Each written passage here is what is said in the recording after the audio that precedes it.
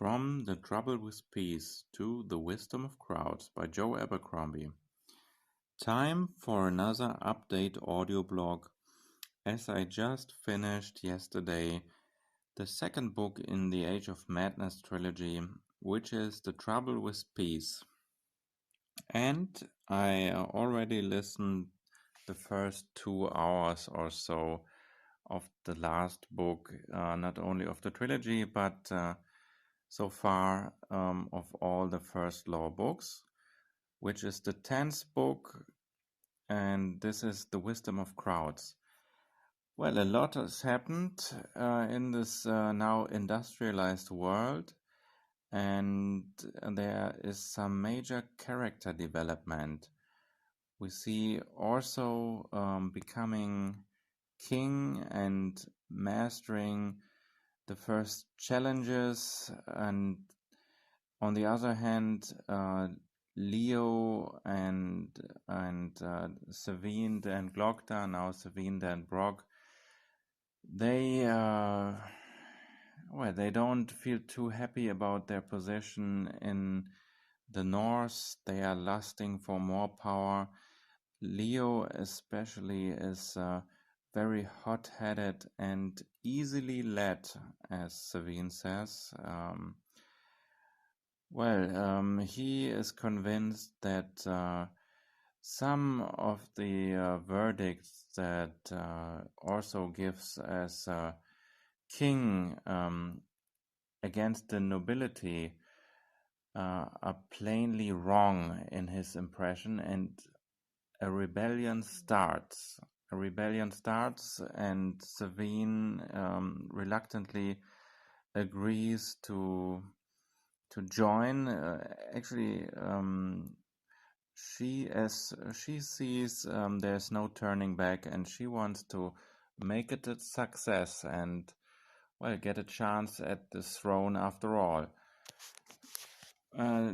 Rika and the Great Wolf, Star Nightfall, they play supporting roles, and Rika definitely has her own very interesting point of view story where she gets engaged and gets healed with her problems with the long eye, prophetic vision, if you will. That was an interesting take. She is joined by Shivers and this witch woman from the Krynna. Overall, very cool side storyline. Yes, so this book, it was great. Again, what can I say? Abercrombie, it seems he can't write a bad book. This was a joy to listen to. Stephen Pacey, as always, did a fantastic job as a narrator, and it ends. Wow, I mean, there's the violence here, it's extreme, and in the end, this execution scene, well, I don't want to spoil anything, but this was very tense, very, very tense, and I was thinking, wow, this character is done. So I'm off now to finish the First Law series and the Age of Madness trilogy with The Wisdom of Crowds, which was released only I think 1 or 2 years ago, so a rather new book.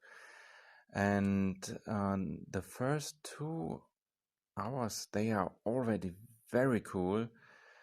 I think Abercrombie went from industrialization to kind of French Revolution style of story, and as we know, heads rolled in that revolution, and it seems that the story is really taking steam in that direction.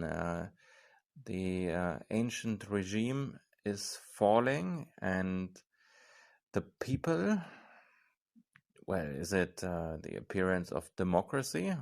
What will bias say to this? As we know, in the first trilogy, he was anything but open to the idea of democracy. So I'm excited what will happen. I'm sure this book will be as good as the other ones. Highly recommendable, this whole series. It has been a while since I enjoyed a series as much as this one, and probably when it comes to fantasy, I mean, it can be argued whether this is fantasy. Certainly it's not historical fiction. Grimdark, certainly, yes. Well, maybe it's low fantasy as opposed to high fantasy. But yes, since I read A Song of Ice and Fire by George R.R. Martin about a decade ago, I haven't read a fantasy series as great as this one. It's just a lot of fun to read this and to listen to the audiobooks in my case.